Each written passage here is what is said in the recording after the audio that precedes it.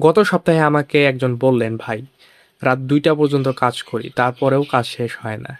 আমি ওনাকে বললাম, এআই এর এই যুগে আপনার এত চাপ নেওয়ার দরকার আছে? আমরা অনেকেই এমন কাজ প্রতিদিন করি, কিন্তু যেগুলো এআই দিয়ে কয়েক মিনিটেই করা সম্ভব।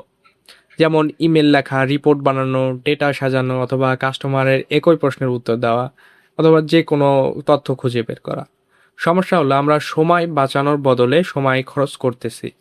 এআই এর উদ্দেশ্য আসলে মানুষকে রিপ্লেস করা না, এআই এর উদ্দেশ্য হলো আপনার সময়টাকে এমন কাজের জন্য বাঁচিয়ে দেওয়া যেটা আপনি ছাড়া আর কেউ করতে পারবে না। ছোট ছোট কাজ যখন এআই করে দেয় তখন আপনি বিজনেসের দিকে আরও বেশি সময় দিতে পারবেন।